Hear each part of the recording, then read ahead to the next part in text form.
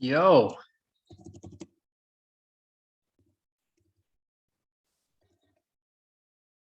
Oh, there we go. Can you hear me okay? Yeah. How are we? Yeah. Yeah, I'm not too bad. It's saying that it's... Yeah, there we go. That's all right. I've got it. Yeah, I just want to make sure the sound and everything's all right for you. Oh, wicked. Yeah, me and technology, basically, it's all witchcraft to me. Like, yeah, you're not alone on that. I'm that guy when friends are like, oh, so what's wrong with your phone? I'm like, well, I tried everything, man. I like slit the chicken's throat over the keyboard and threw bones at it, and I don't get why it's not working. Yeah. Yeah, no, I'm the same.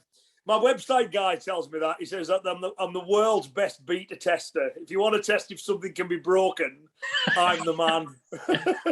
That's the spirit, yeah. So thanks for doing the chat.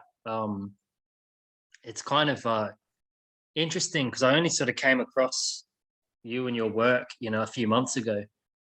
And I loved it. It like, a lot of what I've begun teaching in the last year has come from a lot of experience, but not a lot of time spent trying to articulate things that I've instinctually learned. Yeah, the lines of work that I've done and the things that I've trained. So, I had a good chat with Jeff Thompson a few weeks ago that just basically just put a grenade inside my brain and blew me up. Yeah, I know that experience. But it's been great listening to you guys, because a lot of the stuff from, and several other people, but I'm trying to find a lot of articulations that I agree with and that I think like, so, there's lots of, yourself's one of them that, I send to my students and I go, watch these videos, listen to this guy talk. It's a better explanation than I can give you. Like, I agree with it, like completely, but like, if I attempt to tell you the same thing, it'll come out just sounding like purple. So, I'm glad it works for you. Yeah. Yeah, even to do with I think the first video I saw that I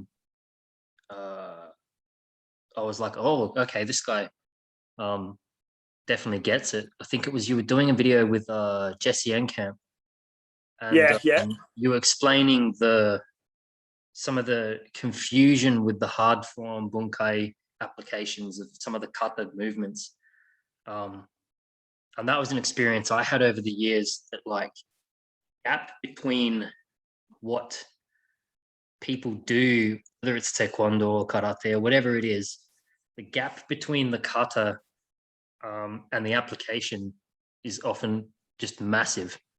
And, and I remember having those questions when I was a kid. Like, I remember being a teenager and going, why do you go from practicing, this sort of thing, and then you go, okay, pause that and let's do a crappier version of kickboxing. And you're like, well, where did the like thing that you spent countless hours practicing go?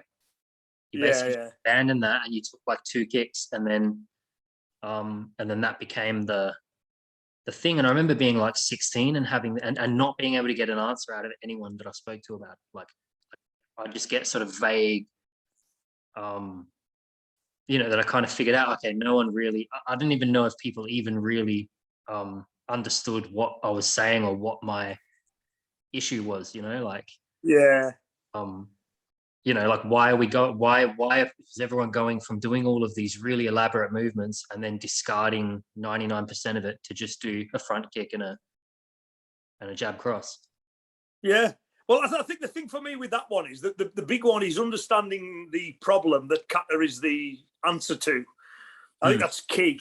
So when I do seminars, I always point to, I always say this is the most important sentence in the history of karate because it defines it. It tells you what it's about. And it's Anko Itosu, massively influential karate guy, wrote his 10 precepts in 1908. And the second sentence of the first precept, he said, karate is not intended to be used against a single adversary.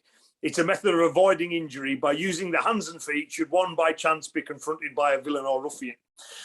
So the karate of his time was the karate of the kata. We hadn't added on what you accurately described as a crappier version of kickboxing. Yeah. So karate evolves where it starts adding these skills to outfight other martial artists, where a single opponent. But that wasn't the original aim. The original aim was, if you've got someone who's skilled in criminal violence, what methods would you use in order to avoid injury from that violence? And when you look at kata from that perspective, a guy who's that far away from you, who's not going to play the game, who's not going to bounce back and forth, who's not going to use feints, who's not going to put up a guard to try and prove who's the best fighter within the given framework.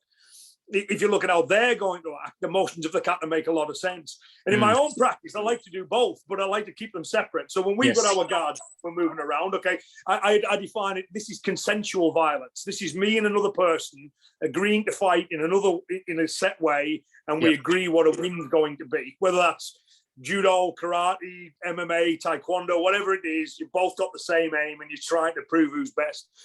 When you look at non-consensual violence, that's a criminal saying, I wish to harm you or disadvantage you in some way. And you're saying, I don't wish to be harmed.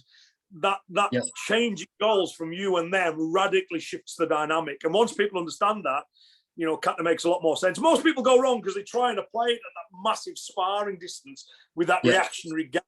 It was never designed for that. The analogy I use is, I always say, it's like, when people say kata doesn't work, I say, if I take a paintbrush and try and knock a nail with it, is it then fair of me to say paintbrushes don't work? I'm using it for the wrong thing. If I spray paint, it's better than the hammer. Well, I hate the whole modern day thing of like what works, and that whole thing of like, oh, that wouldn't work, this would work, that doesn't. I just hate it. I think it's all so stupid, because it's like, what are you talking about? Like, there's so many different dimensions to that. Like, works for who, in what context? Like 100%. Yeah. Like if I can do let's say, just take a random technique, like I don't know, like a shitoke or like a kimura or something like that. If I can make it work on you, like I had this argument with a friend the other day about they're talking about testing. And I find that such a problematic like concept when people talk about, oh, you've got to test it. And I go, well, first of all, like, in what environment? Because it's like, you guys understand that competition, even in the cage, you get that that's not a real combative fight, right? So the only thing you can test is that in that environment, under those parameters, as you are against that person, that worked for you. And that's it. It's not very scientific. It's very, very controlled, and it's a very specific set of parameters that you're testing under. But it's like it's like more problematic than that, because so like, if we can agree that, like, a fight or a contest isn't a real combative environment, then any testing that you do in that isn't really valid for anything outside of that. If that makes sense. It's like only contained within those parameters. It's like you've created a reaction in a jar. It's like when the point you make is absolutely spot on. When people say this works, doesn't work, I always say it's a meaningless question, because you need to first define works for what. Yeah. Works for what? So, for example, if I was to say, like, let's just an extreme example to illustrate the absurdity of it. If I was to go and say a jab cross doesn't work, and people would go, don't be ridiculous, it does work. And I go, no, I did it in a judo tournament last week and I got disqualified. Because it doesn't work within those parameters. And I think what helps people is you've got to start at the goal and work back. So if your goal is to win a given competitive fight in a given way, and that, when people say it's real or not real, I'm always a bit like, when you fight a full contact kickboxing match, that feels pretty real to me. Do you know what I mean? Yeah. So I know what people normally, when they say real, they normally mean within a self-protection context.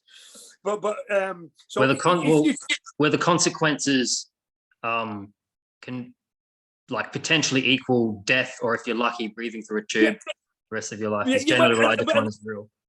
but the goals are fundamentally different. So because sometimes I think people go, when you say that wouldn't work, they take that as a criticism, as if the method's somehow deficient.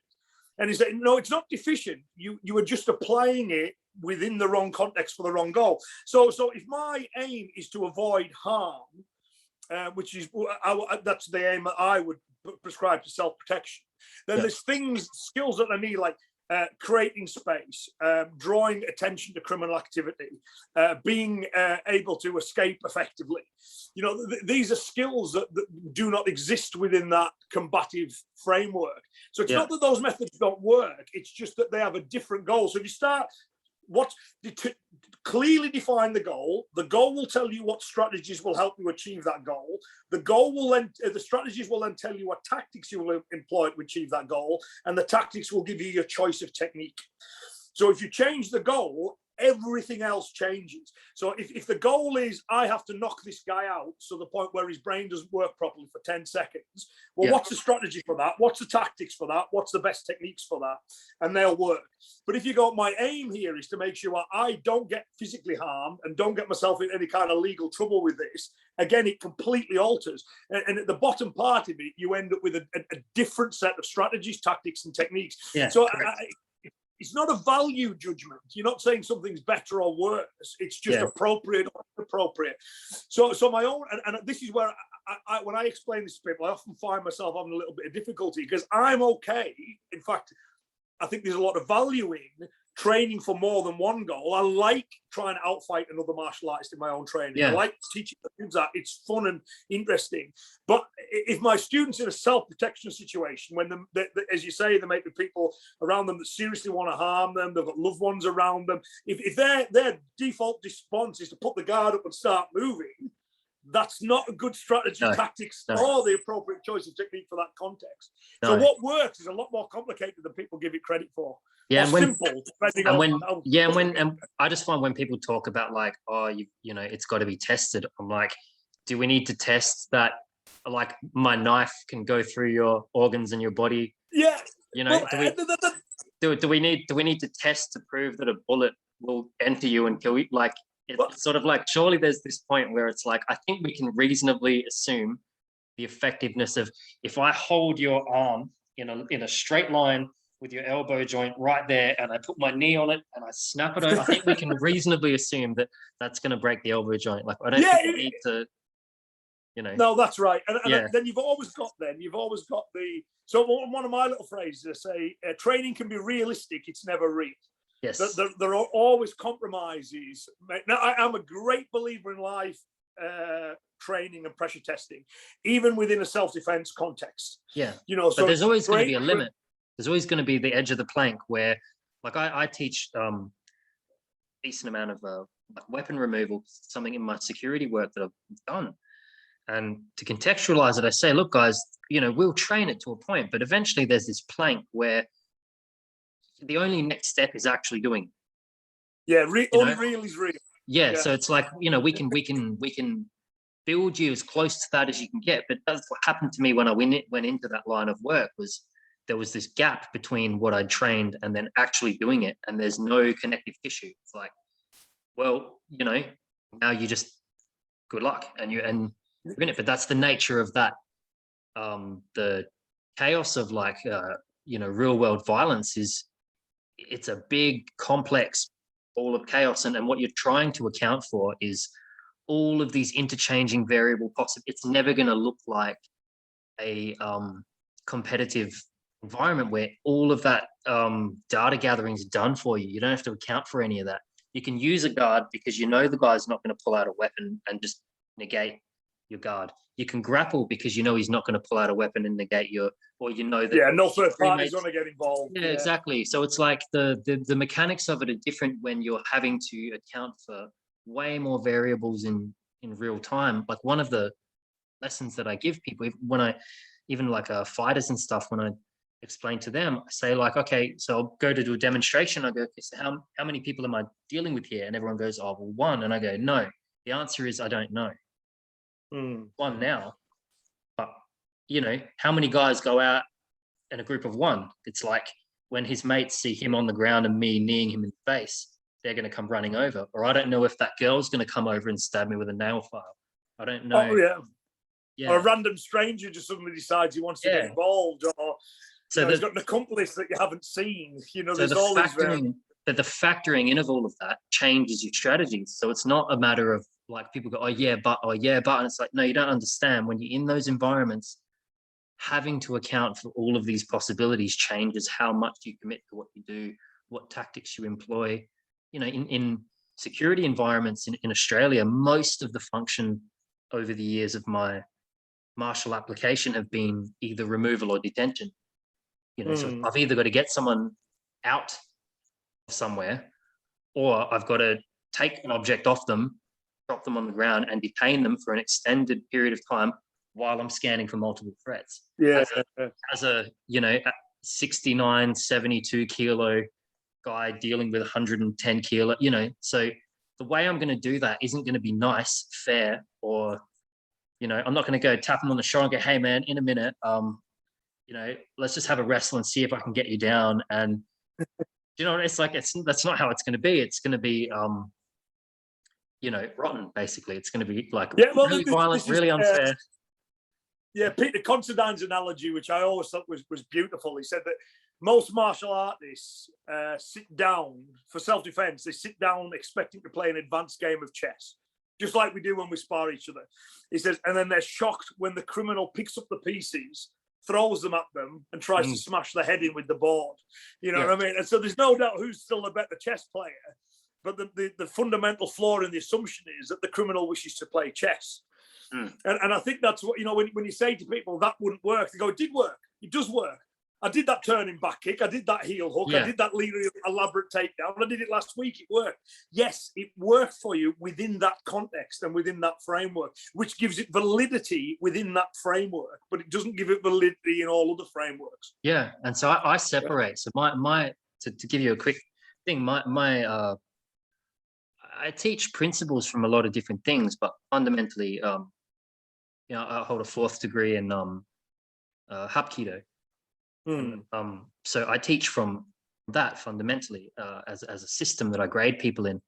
And I'd say, of all the years that I've done stuff, in last 10 years of working security in South Australia, I've basically worked in everywhere that is the most violent criminal demographic that the state has to offer, in some cases on my own, confronting the criminal element with my bare hands for the most part. And in all of that time, I have only really ever used my Hapkido when I'm working. In all the years that, on top of that, I've sparred with pro boxers, pro kickboxing, and all of that, I've never really used my Hapkido. I've taken 2 or 3 kicks across, but ultimately I pause that. I do whatever the sort of sport is, okay, we use a guard, we do blah, blah, blah. And then I pause that when I'm working because the art of Hapkido is versatile. So it allows me to interchange from weapon removal, detention, pick them back up, remove them out of somewhere, disable people, effectively, effectively render people unable to threaten me, deals with multiple opponent, all the weapons interchangeably with everything, all of that comes into it. So for the function of when I'm working and I'm doing security and I've got all these shifting, changing goals and I've got to reprioritize it is devastatingly effective. It's why a lot of political bodyguards use it. My teacher used a political bodyguard. It's like, why a lot of professionals use it. But I tell people, and even my friends that run MMA schools and stuff, I'm like, but if you tried to use a lot of the same principles in a cage, you'd just get killed. And yet it's kept me alive in some of the worst criminal areas. So they're not and it's interesting because what I find, experienced people understand this concept. They understand that it's like sharks on dry land type thing. It's like what environment, but it seems to be, there's a lot of noise that it's hard to cut through. I think you hurt a lot of identities and you hurt a lot of egos when you start cutting through a lot of that. Which I get that as well, because people are heavily invested in a given system. So then what they tend to do is they work backwards. So we talked earlier about you start with the goal and work back. What they tend to do is, I've got my techniques and my tactics and my strategy there, so I'm going to pretend that the goal is this. They reinvent criminal violence in their own image. All martial arts, So if you look at karate guys teach self-defense, it's often like karate versus karate. Brazilian jiu-jitsu guys do it, MMA guys do it, boxers, kickboxers. And it's no, if you talk to any engineer, an engineer goes, clearly tell me what the problem is, and then I will create a solution. They don't go, I've already got a solution, let's hope it fits the problem. Yeah. So I think we need to have that more engineering approach. And to me as well, it's quite liberating to do that, because I still like one of my favorite things to work is that kind of mutual combative style footwork. I find footwork really interesting. So, hands up and moving and closing the gap. And I love teaching that. I love working on it. It's totally irrelevant for self-defense. Yeah. But it doesn't mean I can't do it and can't enjoy it. It just means that I go right to my students, right, these are the skills you would use for outfighting another martial artist, and these are the ones that we would use. So, and to be honest with you, the way it tends to work for us, when we get to the self-defense side of things, technically we're looking at the more traditional side of karate, and when we're looking at outfighting another martial artist, we tend to look at the last 100 years of development. And I think it's really interesting, because what I've found is that like I said, like the articulation has been a very new thing for me, trying to make sense of how I understand things. And if you were to ask me what the Hapkido part is in terms of the system, I'd say it's the connective tissue. So you have the sport, right? You have not that it even has sport applications, but you have kicks and punches and things you could use for sport. And that's a good support system for dealing with some pressure, and there's good stuff you can get there. You've got the combative elements that you would use either offensively in a warfare environment or defensively in a self-protection environment. And then you've got the art. So we have the key breathing, the meditation, all the internal stuff. You've got those sort of three areas. But the connective tissue between all of that is the art. So in between all of those three things is this space that are just movements and drills and things that on their own are not really don't really fit anywhere, but they help tie everything together, and they tie it all together. I think you probably see. Good punch is a good punch, and is relevant to all three of them. I've got a similar view. I always say there's fighting, which is what I would define as consensual violence. You and someone else agree to fight. You've got self-protection, which is keeping yourself safe from criminal activity. And then you've got martial arts, which are the things we do for enjoyment, health, cultural interest, all that kind of stuff. And all three of them, they overlap. I always express it like a Venn diagram where they all overlap. So, there's certain bits where, so for example, if I'm involved in the fighting side of it, I'll give an example of a friend. I had a friend who was a boxer, very keen boxer, loved his boxing. And he said that his boxing was brilliant for self-defense because it meant he was never in places where he would ever be a victim of violence. Exactly. So I spend so much time in the gym, no one's got any time to attack me. So the lifestyle element of the fighting side of what he does have an impact on the self-protection, because he's leading a more positive lifestyle. So, and I'm very mindful of it for my own guys. Is all of it's good. We just need to be clear on what we're doing at any given moment. So I tend to refine that. Okay, this is a technique that I would never use, but I find really interesting, and it's historically interesting. This is now self-protection drills. These are fighting drills. You can. And what kind of frustrates me a little bit, I think the martial arts would be a lot better if everyone went, right, this is what self-protection really needs. We're all going to get that involved, because the problem defines a solution. We'll all probably end up doing very similar things there. And when we've got that core, then we're free to move off and explore all the other stuff. So I want to be a world-class kicker. I want to be just to run with another analogy, because this isn't mine, it's Jamie Clubb's, but I think it's brilliant. Where Jamie said that self-defense is a little bit like first aid.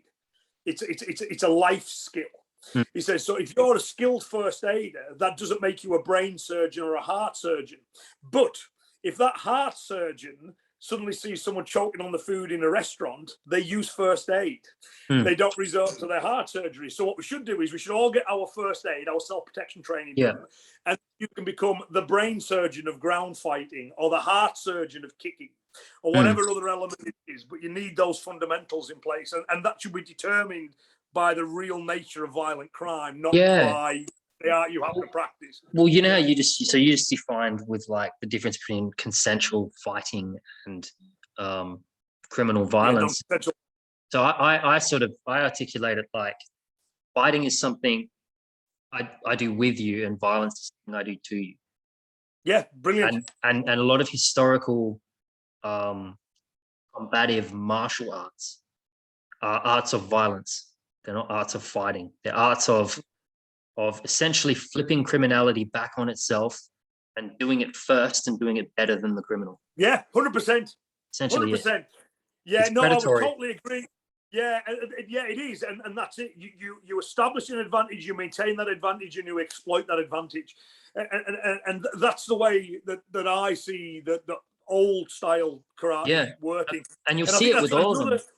You'll see a pattern. They all have a thread where it's like they're trying to do the same thing. It's like I'm going to go first, and I'm going to do the most effective use of violence to just completely smother and eliminate the opponent with like no room for a counterattack, and like completely disable them. And what that looks like is just like it's disgusting. Like what it looks like is brutal. It's like it's not pretty. It's not. That's it. 100%. Yeah, couldn't agree more. Because the thing is, it's not a fight. No, you don't want to fight. You want to keep yourself safe. But the thing that people miss is the criminal doesn't want to fight either. Yeah. But they have an objective, and they will use violence to get that objective. No criminal wakes up in the morning thinking, "Well, I feel I need to kind of earn my keep today." And you know what I mean? Excuse me, I'd like to take your wallet, but if I can beat you, give me your wallet. Yeah. Yeah. Well, okay, fair fight. Maybe I'll get it off you next time. Pulls out a knife, puts it on the ground. All right, I'm not going to use it. So I often say that the thing with the fighting too is that like my friends that are fighters, I say, with our enemies is we both know, like what we have in common is that we both don't know what they're going to do. But what's different is we both know what they're not going to do. We don't know, like I don't know what they're not going to do. Whereas as a fighter, you know what they're not going to do. They're not going to kick you in the balls. They're not going to stomp your throat and windpipe when you're on the ground. Their mate's not going to run in. And that's a fundamental difference, is like all of that accounting you don't have to do. It's like, you might not know exactly what this guy's skill sets are, whether he's a good kicker or whatever, but absolutely he's not allowed to hit you in the balls. And if he does, they'll stop the fight. And whereas when you're dealing with criminals, it's like, I have no idea what this guy is going to do and what he's like willing to do, what he's not going to do. I don't know if he's going to grab that fucking blast and try and slash my arteries with it, or I've seen it. I've seen people do extreme. I've nearly been killed multiple times with serious violence where they don't care. They seize the opportunity. The amount of shots to the back of the head when you're dealing with a group of people, and as soon as there's an opportunity, you're on all fours, a foot comes up or something hits the back of the head, and it's glass breaks on you, and it's like it's not this, it's this. No, yeah. And that takes it back to your point, and that's why the only way you can narrow those variables is going, well, I'm going to go. Yep. You're going to have to be reacting to what I throw at you, not the other way around. Yeah. It's getting into that dominant position. But I'd love to get your opinion on something. So my understanding at the moment, this is basically the last 20 years have kind of led me. I'll try to give you my spiel of my current understanding. And it's how I articulate Hapkido, but I think it applies to all historical, like classical combative martial arts. So martial arts I consider combative are like, you've got your Hapkido, you've got your Filipino martial arts, you have your Okinawan karate.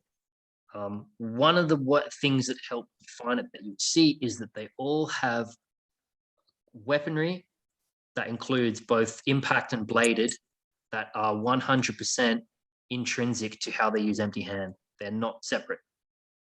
And I'll get to that in a minute. Why I think it's very deliberate. I think it's why, like, it's the map for what the problem they were trying to solve is basically, if you look at the essential, classically coming under attack from the criminal element. I mean, in Britain, you guys are basically the same as us. We don't have a lot of firearms, so it's still fundamentally the same. We're looking at impact weapons and bladed weapons, long and short. So you're looking at surprise attack, ambush, aggressive, unstable people using hit and run tactics. We're looking at impact weapons and bladed weapons. And we're looking at needing the versatility, like I said, to, remove weaponry. And I put that there's like 3 levels to weaponry. It's not enough to just understand one dimension of it, because just in the one sphere, you might have to remove the weapon, but now I've got to retain the weapon because you try to wrestle it back off me, and I've got to be able to use the weapon. And I can come off and back on that cycle at any point. It can move around. So this is what I mean when I said all of these goals are interchangeable. Like, I can begin trying to remove you, but then I've got to detain you. Then I've got to clear a weapon off you. Another attacker runs in and I've got to move on. So it's constantly shifting. So the question becomes, how do we do all of that? And what I think they thought the answer is what I call mechanical alignment. So when your adrenaline kicks in, you drop down to midbrain, all the motor complexity gets packed into a much more narrow function. You're not really going to be able to do massive amounts of things. All of your mechanics have to be aligned. So the way that I'm going to deal with a multiple threat, a single opponent, empty hand, retaining a weapon, using a weapon, there has to be a pattern in my mechanics that allows me to do all of that seamlessly and interchangeably if I stand a chance of addressing any of the problems. Because the other key problem is I don't know what I'm going to have to face. So I don't know if this is an empty hand fight or if it's going to turn into I can't go, what was that knife disarm I learned? The other one. It's like, it's got to be hard grained into the way I do everything. And one of the patterns that you see, whether it's the Filipino arts, whether it's the Okinawan karate, or whether it's the, if it's the Okinawan, you see the boom and then the slow stuff. In Hapkido, we'll have the wrist escapes that come from the weapon retention, and then that will go into the wrist lock, or it will go into the disarm, and it's all the same. So the alignment is under stress and under panic. My same tools are potentially going to carry me through all of that. And so my current thing is I believe that's what all the historical arts understood this. It was implicit.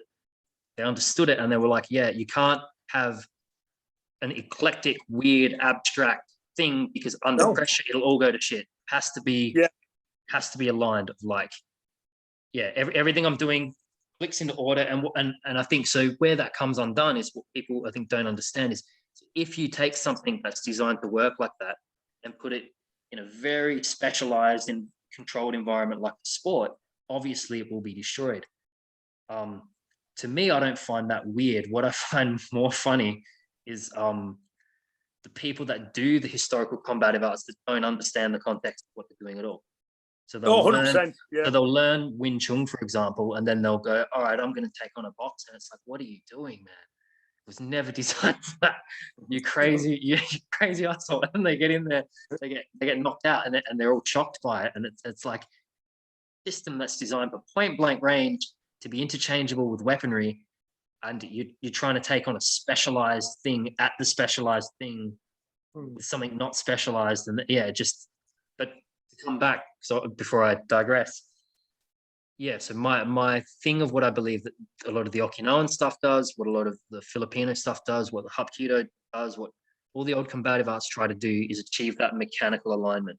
So it's not always about the specialization of things. It's that as the problems shift and you're reduced to a very base motor function,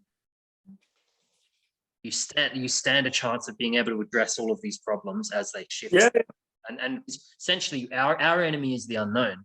Our enemy, right, is I don't know if I'm going to walk out my house and I'm going to get jumped by 3 guys and someone's going to pull out a weapon. So as all of this shifts, I don't have to consciously think, oh, what's that weapon thing now? Because it's my natural way of addressing the combative environment accounts for that, and it kind of just swallows it up. So it's kind of like the opposite to the specialized ideal. It's like a much more vague solution because it has to fit a much more vague problem, I think. Yeah. No, I would agree with that. I mean, some examples that come to mind as you were just explaining that. So, for example, like take about weapons. You know, so it always bugs me when you go, people go, oh, this is our unarmed system and this is our weapon defense system. I can see a big problem there, you know, because, you know, the way you approach unarmed combat should be within the criminal context should be the same as you approached it armed. You know, I will control limbs in order to make sure I've got clear lines from a shot. It doesn't matter to me whether he's got something in his hand or not. I have those skills to control those limbs. And if you get your hand on the weapon too, you can't go, oh, now, what was that trick again? How do I use it? Like, it's got to be just, you know, if I'm I get it off them, I grab it, and then I start using it, and there's no difference between the movement patterns. It just seamlessly goes. And I think because good mechanics are good mechanics. You've got it gets a little bit more culturally specific there, though.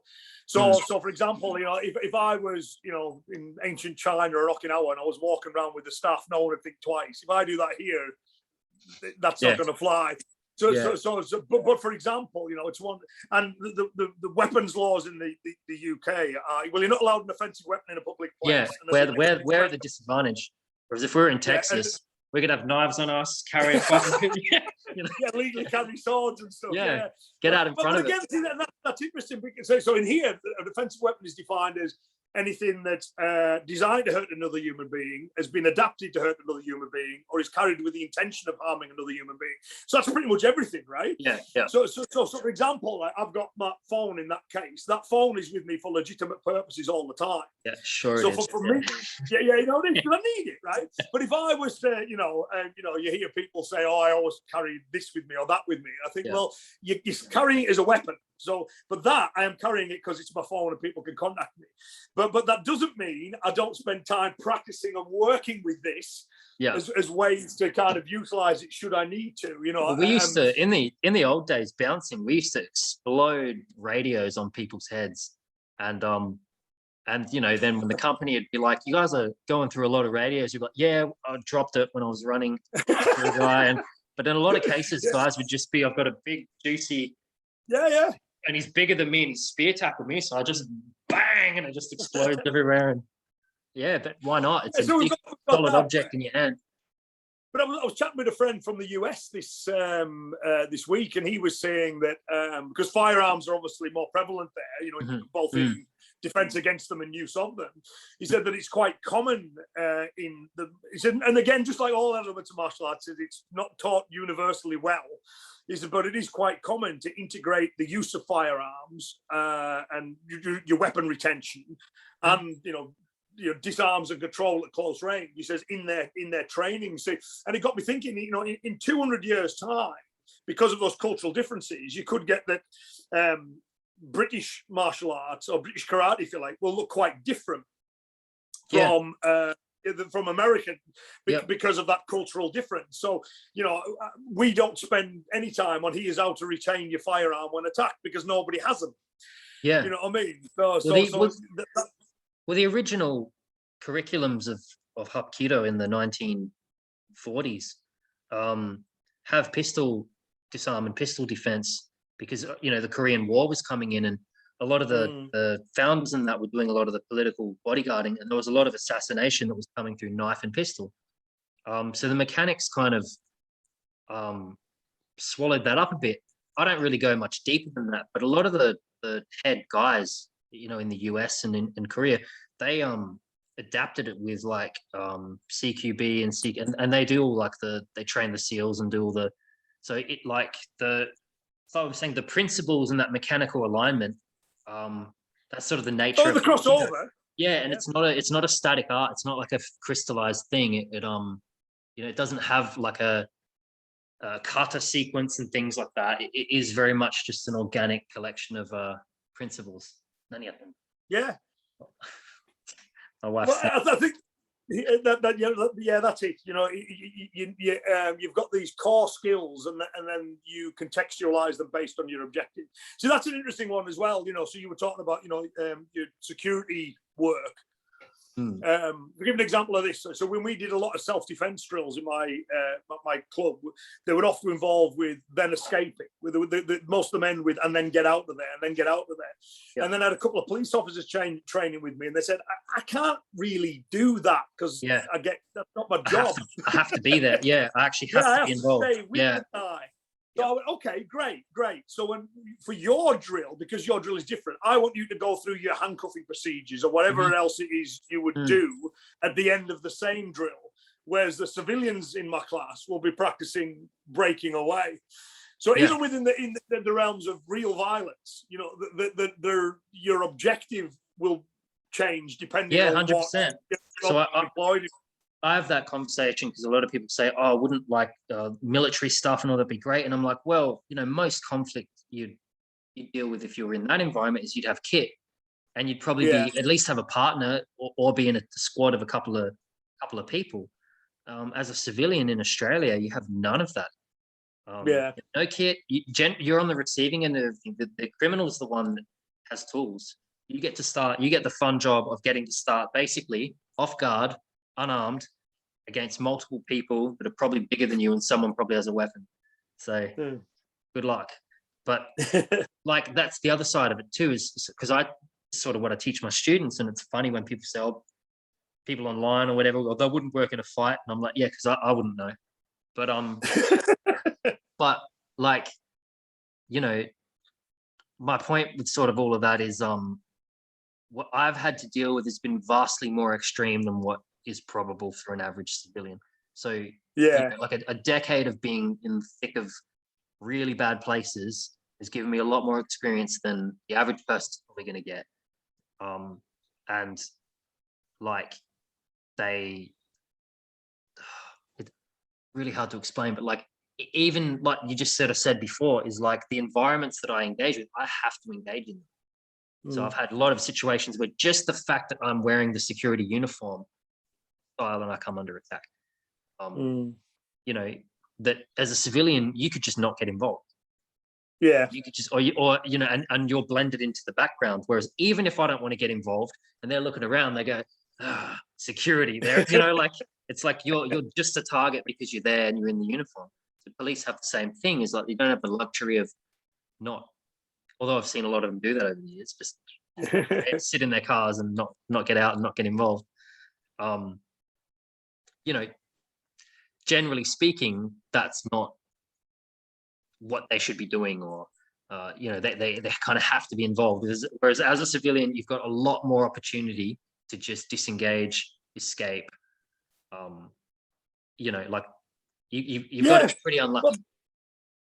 No, that's it. Well, so that takes you back to the the softer skills, the lifestyle skills, the awareness, the making smart choices in life. That's all part of your self-protection as well. I think this is where martial artists go wrong, because they go, right, we'll start with the fight. Yeah. What I mean? How do we get there? All the other stuff? Yeah. Well, the one I remember is, I was, when I'm asked to do self-protection courses locally, it's one of these things I never charge for it. I just regard it as doing a community public service. Yeah. So I was once asked to do one for, I don't know if there's an Australian equivalent, but it's the Women's Institute said to me, will you do a self-protection course? So the week before, I'd done one for one of the local colleges. So these are, 18, 19, 20-year-old men and women. So I'm talking to them about things that relate to them. I then got the Women's Institute. I'd say the youngest one there will have been 70. Mm-hmm. Do you know what I mean? So to me, that was a talk more about personal security. At no point did I go, oh, come on, girls, let's get the head guards on. We want to. The only thing they insist on paying just me. Uppercutting Madge in the face. I had all these cakes to take on with me. It was great. But yeah, so there's that. So can you teach the people who don't have any physical skills? Can you teach them some self-protection skills that are relevant to them? Yeah, you can. Some basic security things that they can do that will make them less likely to be victims of crime. But you wouldn't teach them that back-end physical stuff because it's not appropriate. So I always say, if people go, I want to take up judo for self-defense. So don't do that. Take up judo because you want to do judo because Yeah. judo's great. Yeah, exactly. You know what I mean? If you want to learn self-defense, go and learn it because it is its own specific thing. Where there's a lot of elements that aren't covered in self-protection. I mean, it's big too because you've got like, I mean, you know, especially if, you know, I mean, I know it works both ways, but for like when I do the ones for the younger women, there's always talk about, you know, recognizing signs of abusive relationships and all these kind of things, you know, to avoid getting yourself into those kind of situations, which again are not covered within that martial arts framework because they're not relevant. And obviously the two different things. Yeah, and obviously the martial arts, like I had a girl just the other week wants to join the police, and she was asking me about self-defense stuff, and she said like, you know, how long would I need? And I said, look, I could give you the introductory framework over a weekend, but ultimately it's more complicated than that. Like, more competence in your martial skills that you have, obviously the better support system you've got for the whole thing. Yeah. Like, the more competent that you are, the less likely, basically the threat is lower to you, so the likelihood that you'll need to resort to violence becomes less because you can more confidently take the envelope further. Like, I'd train security guys and I would say, don't copy what I do, you know. So I'd teach them to keep a much more of a distance than I would do, but I'd sort of suss the person out and I get, like, you know, real close. But I'm positioning myself on the elbow guard. I've got a few little setups there in case they go. Like, but I'm like, but I know what I'm doing. I've got 4 or 5 techniques that I'm really competent here to use. You guys don't train in anything, so don't copy what I do. Well, I get away with it because, you know, if this guy's starting to scream and shout, it's like, I know I'll be okay, so I don't have to react. But if you know, if you don't have that support system, you've got to play a different strategy and be much more further. Yeah. Well, and I think that's another massive difference as well when we come talking about it, because like as someone who's done martial art, you know, I turned 50 this year and I've done it since I was a little kid, and it's something I love and I'll never stop doing it as long as I'm able to do it. But a lot of people go, I want to learn, you know, to be a little bit safer in my everyday life. They don't want to devote decades and decades and decades to training. Yeah. But you're teaching a different person as well. So it's like, okay, what's going to be most effective to you? And again, you put a heavy emphasis then on those personal security elements and then some really core basic skills that might work, you know. So, you know, because there's always the what if. You know what I mean? So, yeah, what if in self-defense the guy happens to be a world champion kickboxer or a Brazilian jiu-jitsu black belt, or, well, you know, assuming it ends up in their wheelhouse, then I'm having a bad day. Yeah. Yeah, exactly. But it's not, you know, it's possible. It doesn't mean it's probable. We can keep things more simple than you're trying to make it. Yeah. Yeah. So your journey, real quick, just how did that come about? How did you get involved, and why did you stick with karate? And well, a couple of things. So I recently saw Enter the Dragon. Yeah, so yeah, this is cool. Yeah, so young kids saw that. Yeah, that looks good. Yeah, got into 1 or 2 fights at school and thought to myself, I probably should learn how to do this properly. Yeah. And then every week my father used to go to the local library and come back with books for us. And one day he came back with a martial arts book. You know, that might be interesting. So I read the martial arts book, and of course the first thing the book tells me is you can't learn martial arts from a book. So I went, okay, I think I'm interested in this for a variety of reasons. So it was a friend who's actually, it's weird, we went to school together. I haven't seen him for years, but his kids are training at my club now. So I saw him and I said, you train in martial arts? Oh, yeah, I do karate. I said, where's your club at? Oh, it's the town over. I'll come along with you this week then. So that was it. So it wasn't like I went, I'm going to research all the different styles and decide which one I'm going to do. It's just like, you know, I had a friend who did karate at a club, and I was lucky that it was a good club. It could have been a bad one. So I started training there. Didn't enjoy it immediately. Got the wind knocked out of me and put flat on my back on my first day. So that wasn't my Bruce Lee experience I was hoping for. Well, that's a really cool. I like hearing people's first, like, introductory thing with that. You know, like, I always kind of grew up with my opinion of karate was like, I just thought of the American fat guy who was like, Yeah, you know what I mean. Like I just kind of thought, just I've kick seen enough of punch, them. I know what you mean. kick punch, and then we have fun guys like that here. yeah, and then I moved to Japan, and like I was just trying to get my hands on anything I could study. And when I started dating my wife, she was like, "Oh, my friend, her father teaches." And I was like, "Okay, what do they do?" And she said, "Oh, Okinawan karate." And I was like, "Well, hell yeah! Like anything I can do, especially it's all underground and like." Where I was living, I was the only foreigner in the whole city. So I was like, I want to get my hands on some real working class local Japanese martial arts. And so the first night I got there, I just basically got bashed. But at the end of the class, she's like, "Oh, he wants to like kind of show you like as a present, and he's weapons cutters." So it was short in Ryu, but it was just the thing that I've always found hard with Australia is articulating the cultural difference of like, I ended up doing a full contact kumite, and we were doing a lot of the padding up and beating the shit out of each other. But the first night I was there, they showed me a weapons cutter, and there's so much just implicit understanding there that like you don't in Japan you don't have to explain that sport, and there's these combative things and that weapons play a role. It's like they have it all organized. They just kind of implicitly know, oh yeah, that's sport. And then they're like, oh, if you want to learn to, eat somebody's eyeballs, oh, you go to Sonata over there. He's that guy. He's the guy that will kill you. And they've got it all organized. And yeah, things like that, like I just found there was a lot that I learned more because, my teacher also used to pretty much head the taekwondo in South Australia in the 80s, and but he left the organizations. But I grew up with all the taekwondo guys, and I spent 13. I didn't grade in it, but I spent 13 years studying under the guy who pretty much ran it here, and I learned more from like the Okinawan karate. Like in Japan, I learned more about the applications of the movements from them than I did from any of the taekwondo people. Because ultimately, your taekwondo came from your Shotokan, which came from the Okinawan. Talk to the Okinawans and the Okinawan, and they still have the applications. They still know what movements are for and what they're not going. Oh, this, it's for power, and like just weird. Do you know what I mean? Like where you're like, what? It doesn't even make sense biomechanically, but yeah.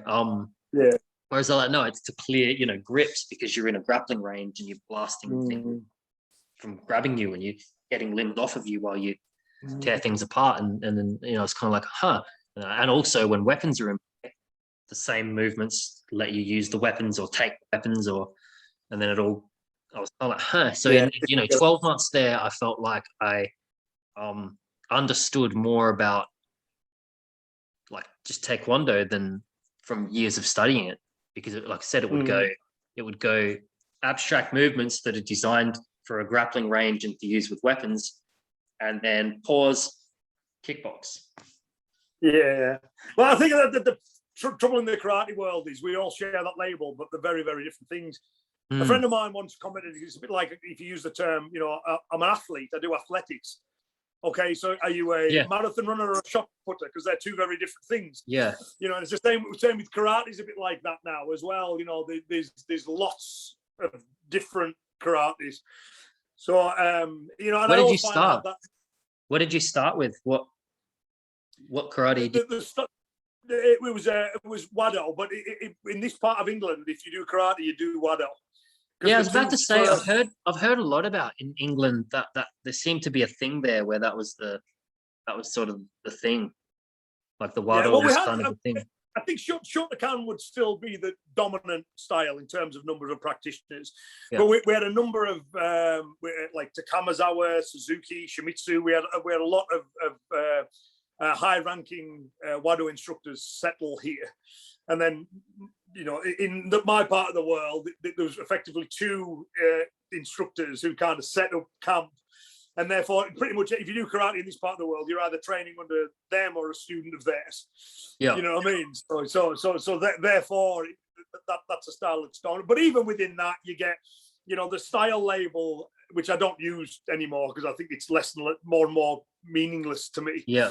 But you get varieties within that. Where I was lucky was my instructor was very open-minded. It was like, okay, this is a karate. These are the fundamentals. You have to get these right. Now, what you go on and do with these, I'll support you whichever direction you want to go. So we had people who were really into the sports stuff, people who were really into the traditional stuff, people who were really into the self-defense stuff. So when I started moving that way, one of my instructor's students used to work the doors with Jeff Thompson. Okay. So, which I know you briefly talked to. Yeah. So my instructor knew Jeff before Jeff started writing books. So when he started to write them and this kind of stuff, Angry he said, Jeff. he would be he'd be a really good guy to come up. So my instructor organised a number of seminars with him. So that's how I first met Jeff, and then started to train under him. And then he introduced me to Peter Constantine, started to train under him. So they became a really big influence on things as well. But dead lucky that I always had open-minded instructors who would always encourage you, go out, learn what you can, and use what we teach you, but make it yours, I mean, I was a bit similar. I was very lucky that all of my teachers came from environments where, they'd used it professionally.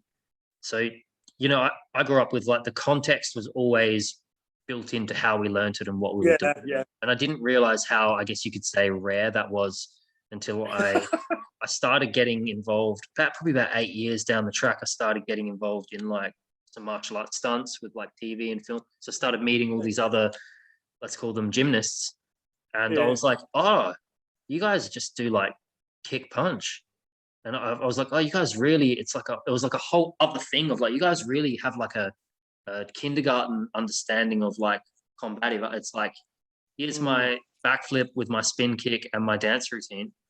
And I was like, oh, that's like, I didn't realize how we were going into the arteries, we were going into the adrenal gland, everything that is going on and how you systematically take things apart. And I didn't realize that was such a, I just thought that's what it was. I thought that's what everyone did, right? That's like martial arts. You're learning like, but then later I kind of discovered it's because my teacher was such a heavyweight in the industry.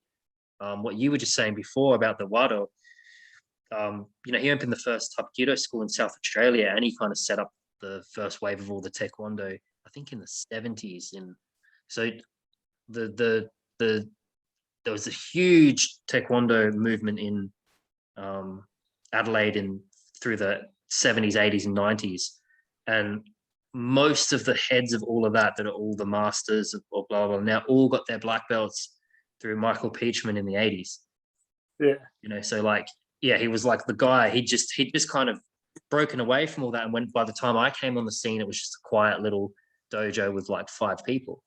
But it's just some old guy teaching me stuff. And I didn't realize some of the guys coming in were special forces guys and cops. And, he was the guy who was training the police and doing, I didn't know all this. I was just a 16-year-old, like, oh yeah, this looks cool. Yeah. And then, so I kind of figured, oh, that's what it is, right? You train till you puke, you get twisted around, the big guys throw you around, and that's sort of what it is. And then, like I said, as I got older, I was like, oh no, I actually had quite a really privileged education, that was quite extensive. And so now I'm trying to sort of offer a similar thing. I'm trying to go like, look, I'll try to keep that going where it's like people get quite a very fleshed out. I bring in my friends that are, remedial therapists and to help go through the anatomy and like, to try to really flesh out what we're doing here. Like, like I say, all my instructors have done that. It was, he's a guy we're going to get in because he's a specialist in this. Yeah. Do you want to learn that? I'll find someone who can teach you that, But I also think traditionally that was a thing. Like Funakoshi, the founder of Shotogan, talks about that in his book, how the guys that he trained under would always take him to learn the specialities of other people. So there was never, that's not our style. How dare you go to another dojo and learn something different, Christian Wiedemann is a friend of mine from Germany. His approach, he goes, oh, I take what works and call it karate. And I'm similar, if someone shows me something, or I learn a new approach or a new way of training, I go, I can make use of that. It becomes part of what we do. I'm never ever put style above function. Well, never, to give you an idea, like when I say because people often go, oh, so what's Hapkido, and I just go, oh, like that's such a massive question. But you know, one of the things you got to understand is they basically say there's about 3,000 base techniques of Hapkido. Probably do you'll probably independently study about 150 to 200 to your first degree black belt. So all across the world, there is no unifying curriculum or syllabus. It's like there's 3,000. Start where you want and work your way in. And so what you'll get is in the Koreans, they call it the kwons, which are like the ryu in Japanese, and it's literally hundreds. It's just like almost no two schools you'll see overlapping principles, but no two schools will have exact same things going on. That's actually what with the World Hapkido Union at the moment, what they're trying to do is bring it all in together and then eventually start to sort of bring in some sort of general baseline of like unifying, but it's because it's such just an organic, it's really just, when you say Hapkido, it's really just a collection of principles. And they're malleable. They can swallow up. Like I said, the guys use it with the CQB. Some of it looks some of it's much more internal. A lot of it goes into medicine and Chinese medicine and that sort of. So it's really a spectrum. When you say Hapkido, it's like I can only really tell you about mine and like what my teachers. It came from a very combative environment. So it still has that real world function, but that doesn't mean every school is going to give you that. No, some are more cultural, some are more, taekwondo with some wrist locks. It's like, it really is a spectrum of like, I get that. I'll get an email probably once a week from someone who goes, oh, I'm near me. There's like, for example, a Goju-Ryu school and a Shitoryu school, and which one's best? Yeah. Yeah. I always say is, the style really doesn't matter. It really doesn't. You need to go look at the classes, see what they teach, see how they teach, see if you gel with the instructors and the people there. They put way too much emphasis on that, and that's. I'm always. I'm pleased there isn't a standard, which always because I've long, for the grading side of things, I've long. Grades are internal markers only. You can't cross compare. So within a given group, you'll say that guy's a first degree. That just tells you where he's sitting within the curriculum of that group. You can't compare him to a first degree of another group because they're doing different things at different levels. And my worry would be that is if they ever did try to standardize it, what you're effectively doing is forcing everyone down to the lowest common denominator. Do you know what I mean? So I like the fact that there's that. I mean, I've got my grading syllabus recognised by the groups that I'm affiliated to and everything else, and that's great, and I'm happy with that. But I wouldn't want someone coming in and saying, no, you can't do that, or that's too much, or you've got to drop this. No. This is what we do. We like what we do.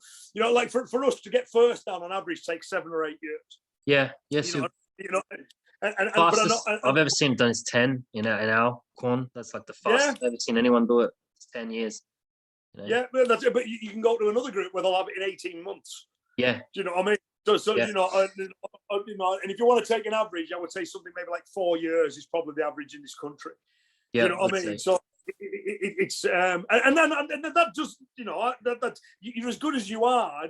The belt doesn't really mean anything. But in terms of that, I always think that you need some kind of structuring system. So you go, once you've demonstrated competence at this, will now allow you to do this. You need something that organizes the training. And you also need a standard. You need to expect, like I was saying to my guys just the other week, is because we're playing with some of the syllabus, and I was saying like what we have to work out are two things. It's not just what they do; it's how we expect them to do it at that level.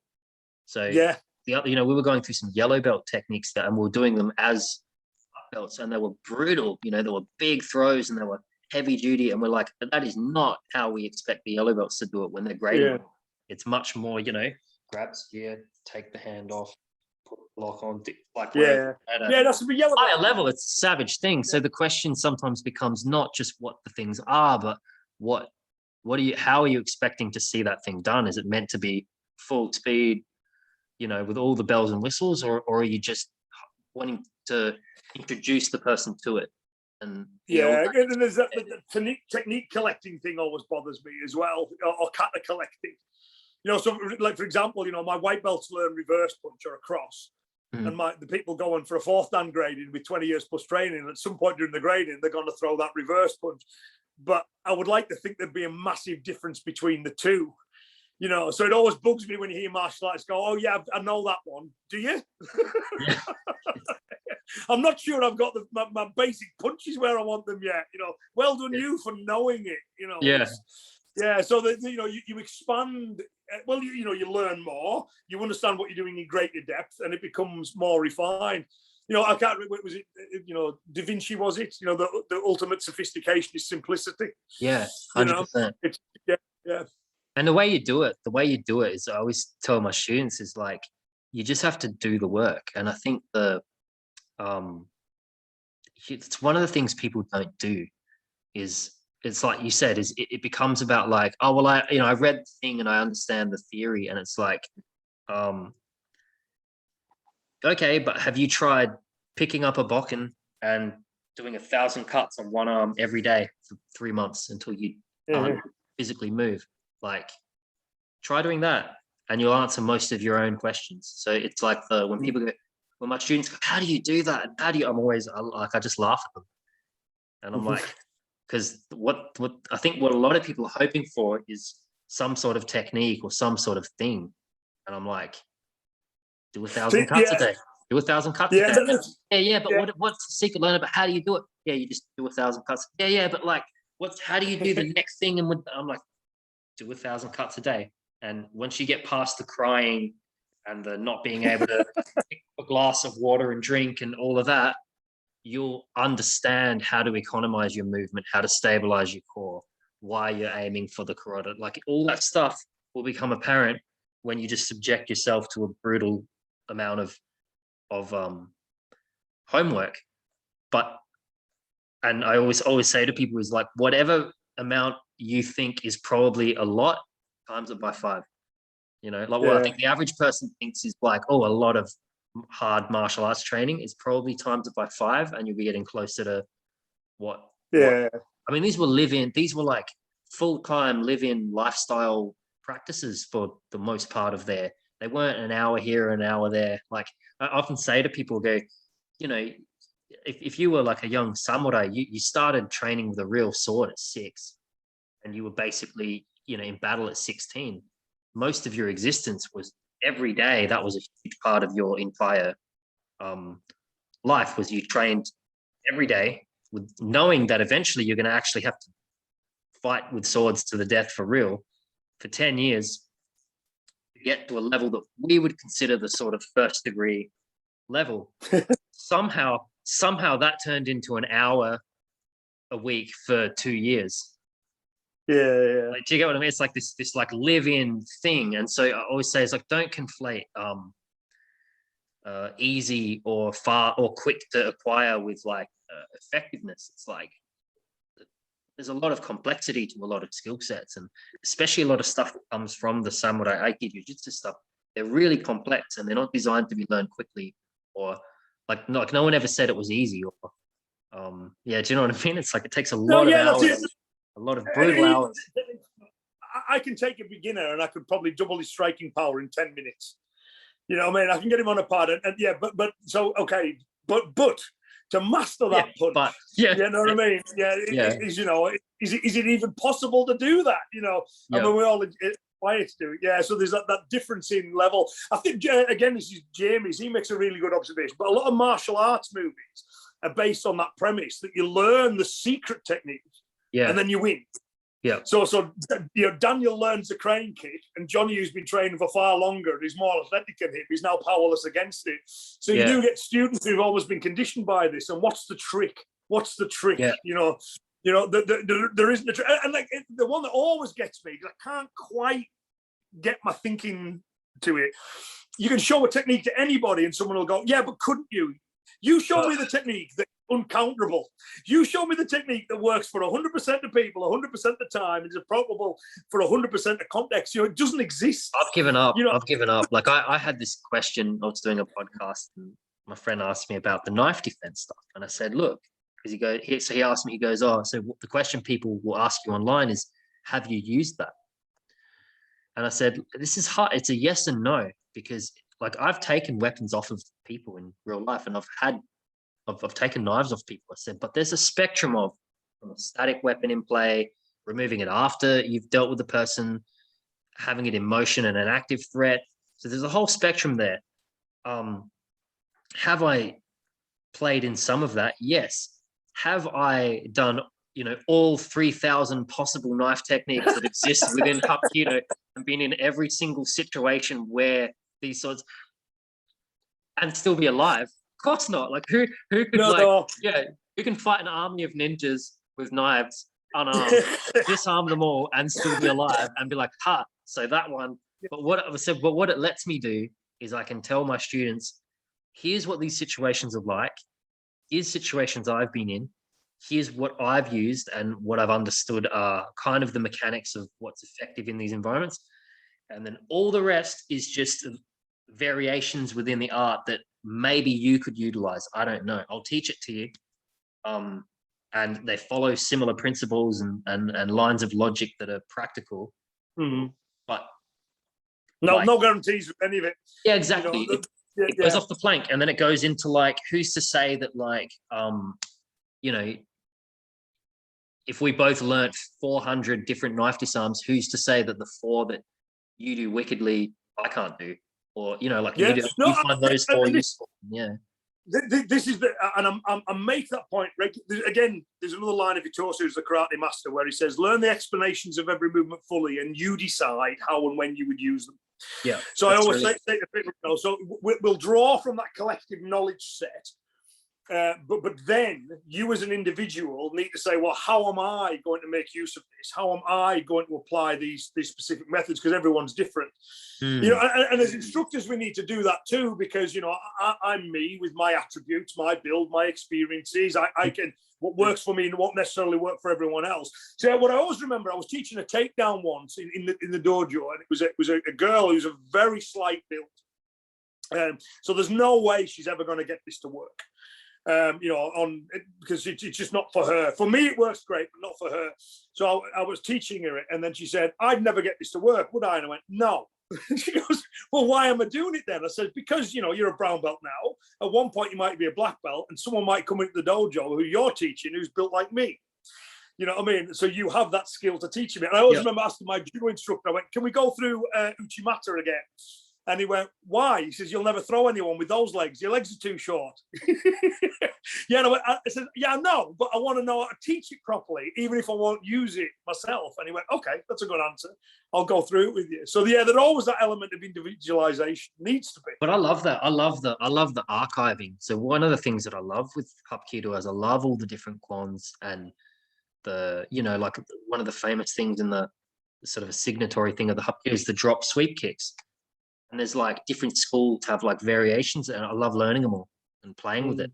And it's like doing all that wouldn't work because but it's like, who cares, man? That's not why. It's like I enjoy it. It's like getting out the old tome and going like, here's some interesting stuff. And I do it with my senior guys. We go, here's some interesting. We're going to play with this one next week. We're going to kind of like revive an old, because there might just be written or a photograph of it. Or an old video of something, and we'll go, we're going to play with this one, and we're going to learn it, and then see if we can find utility out of it. Yeah, you know what I mean. Like let's first see if we can do it, because it'll be quite complex. Because they're basically katas. Like the version of katas in Hapkido is similar to Aikido, where it is a technique. So you can imagine the bunkai applications are basically like the katas. Person grabs, wrist lock, flip over the shoulder, apply the ground lock. That's a kata. So it's like, well, let's find a new kata, learn it, and then unpack it, and start to look at, what's it really teaching us, and what. So people mistake. They look at it's the same thing they do with Aikido. They look at the ikkyo or and they go, oh, you know, and it's like, it's just a kata. It's just showing you a principle. But you know, that's not what it is. Like, that's just an exercise. So they go, oh, but that technique wouldn't. No. When the guy comes in and he brings him around and puts him on the ground and puts him in it's just a kata. He's just learning the momentum and put him in the lock. So you have to go deep. I think that happens in the karate too. People get stuck on that first stage. So I think that, like, I use the analogy of like the map and the terrain. It's a well-worn one, but I think it works quite well. So you don't want to walk out into the terrain without a map, because you're going to get lost. But the map is not the terrain. So, like, you know, when I look at this nicely drawn map, when I stand out there and there's wild animals and there's wind and rain and floods and mud and dirt, you know what I mean? I can use the map, but again, it's not, you know, you can't stand on the map and go, I'm a mountaineer. You know, no, you're a guy who owns a map. So just because you can do the set drill doesn't mean you've learnt the technique. You know, sometimes people go, oh yeah, like with katas, karate katas, people go, oh yeah, I know what that move's for. And I say, so what? I know what an aeroplane's for. It doesn't make me a pilot. You know, you need to be able to take that skill and be able to actually make use of that skill. And there's a process with that. And I think a lot of martial art it's too intellectual. Yeah, that's what I'm finding. I'm finding that the people that have an intellect for it, I don't find any conflict, regardless of the style or the back. Like a friend of mine who have good deep chats about it. He literally runs a mixed martial arts school, and the irony of it is there's like nothing we disagree on. You know, like everything we agree completely on. Like, and then it's just kind of like going through the sort of ins and outs of that. But it's the extended circle, you know, it's like at the further away you get, it's like then people have these more invested things, you know, and they find a lot of these things harder to. I think the Western. I'd be curious in your opinion, but I think a lot of the Western psyche, from a societal standpoint, tends to conceptualize all martial arts as sport, because it's how we understand it and it's simpler. It's like, well, we get boxing, right? The guys put gloves on, they hit each other, and we get, you know, the soccer club, or the, you know, you got your sports club. You even hear the import from the United States now of, you know, the coach. I go to the gym, train at the gym, get the work. They're talking about martial arts, but it's like, oh, I go to the gym, get a workout with the coach, and so it's completely become. Whereas if you look at the old terminologies, it's like, you know, a sensei is not a coach. It's a teacher. They're schools. They're like, you know, the dojo, the place of the way. It's closer to a like an academic school and a temple than it is to a it's like a church and an academic school combined. And a sensei is a teacher and an instructor and a guide. It's not a sport, you know, like. In Japan, you know, they're communities. They're like families and communities, and all of this is, like I said, all of this is sort of implicit. But what I find when I talk to a lot of Australians and really have no association with those cultures is I think they confuse a lot of the Budo culture. They tend to find anything that requires humility or service, they tend to see as oppression. So, well, who's that guy? Why should I bow to that guy? We don't do any of that bowing shit. Like, why does that guy think he's so good? And I've realized, I was saying this to my students the other day. So when you live in Asia, you realize their literary language goes from top to bottom, right to left, and we go left to right, horizontal. So they're inverted. And so I said, you know, so the Western mind sees that and goes, oh, why would I bow to some asshole? He thinks he's better than me. But that philosophy in Asia is that it's about me. So I'm showing that I can serve well. How do I put it? It's like the first step of learning to gain respect is that I give respect. By showing that I can be respectful makes me respectable, and then I receive respect. Yeah, that makes sense. Yeah, so the service is about me showing that I can be humble, I can be selfless, I can serve, and that makes me fundamentally it sets me up to be a good leader. And so it reciprocates, but it's viewed inside out when it comes to the West. And I think probably what happened in the early days too is a lot of the instructors in that doing a bit of monkey see, monkey do, not understanding the language, or just sort of go, oh, okay, I think I get it. All right, guys, I'm your master. You'll have to bow to me. You know, and they kind of took it the wrong way and didn't get like there's a constant mutual thing. Like, you know, even where I worked, it was like my boss would take us out a couple times a year, and you know, he'd take the whole workplace out to dinner and pay for everything. And his responsibility was that, like, it's like when we're at work, we serve, and then every once in a while, like, it's hard to explain, but it's like his role as the leader of the workplace comes with responsibilities that he also has to reciprocate. It's not just a pyramid with a guy sitting on top. It's more like people filling a role within a machine. And that's sort of how Dojo functions. Yeah, I mean, that's one of the things that, living in Northern England, those fundamental concepts of respect and stuff remain in the way that we train. But a lot of the Japanese trappings we found not to be culturally appropriate for us.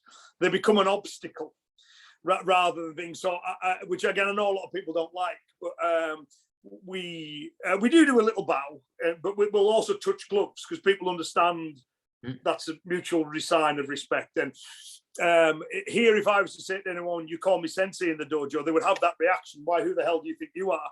So I'll get more respect by saying, it's Ian. You know, so my students all call me Ian. My nickname locally, everyone knows me as Neth. You know what I mean? The only people call me Ian is in the karate world. Even my own parents call me Neth. You know what I mean? Short for Abernethy. So that it's, you know, it might be a little bit too far to start calling me Neth in the dojo. You know what I mean? Although some of them who are also my friends do, but you know, but that Ian's still there, and everyone's still friendly, and everyone's respectful, and everyone knows the roles. But it took me a while to realize it's not quite working for us. We don't quite get it in the way that we are. It's an obstacle rather than something that we've got. You know, so. Yeah, it's got to be. So we've made it culturally appropriate. I think it's probably the best way to put it, in a way that fits with us, which not everyone likes. I also, for some people, a big part why they get into the martial arts is they like that culture. And they want that little. They want that, you know, however often they train. They want that slice of Japan. Step into another world, and I totally get that. If somebody wants that, then they need to find a club that will help them with that. You know, so. So we do that. We do that at mine. We use a lot of terminology. Me and my wife try to bring in a lot of like local Japanese culture as much as we sort of can, because, you know, a lot of the students are fascinated. So my wife will cook things, and I'll get little things from Japan. I'll explain what a lot of things are and cultural things, and a lot of the people they like that's sort of why they decided not to do kickboxing, because it speaks to the deeper thing that fundamentally what I'm teaching, what my school is about, begins at the Budo level, and it's the self-perfection first and foremost. Like, we're working on ourselves, self-development. The average Joe is very unlikely to have to fight an army of ninjas or looking for a world title in anything. So the main thing we're trying to do is like make ourselves the best versions of people we can be.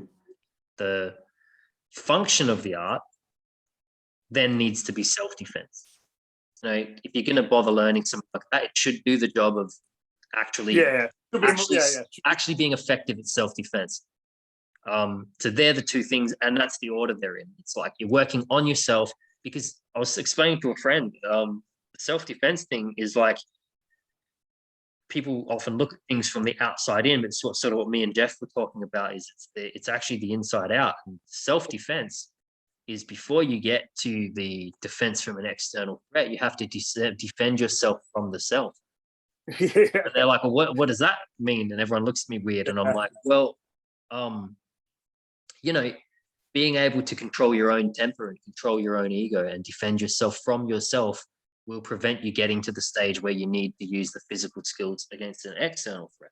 So like defeating your own insecurities and your own temperamental nature is self-defense. And then if you want to ask Jeff, he'll say, and then he'll go further and say, which self are we talking about? But so it sort of feeds in of like that philosophy of self-development and self-perfection tangles in with also then defending the self, but it's understanding. Yeah, the overlap.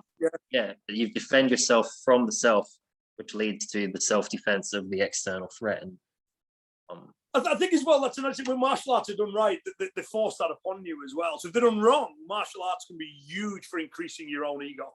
Oh yeah, and they definitely can. But when they're done right, I mean, when you've been slammed into the ground 30 times in a session, there has to be a part of you that goes, I don't know what I'm doing here. That's an incontrovertible truth that I with can a smile, like, I'm in danger. That's it. This needs improving. So if you've got those ones that never test anything, so it's always everything's made to work, and if it doesn't work, it's the other guy's fault. And then you've got the guy standing at the top who's the master.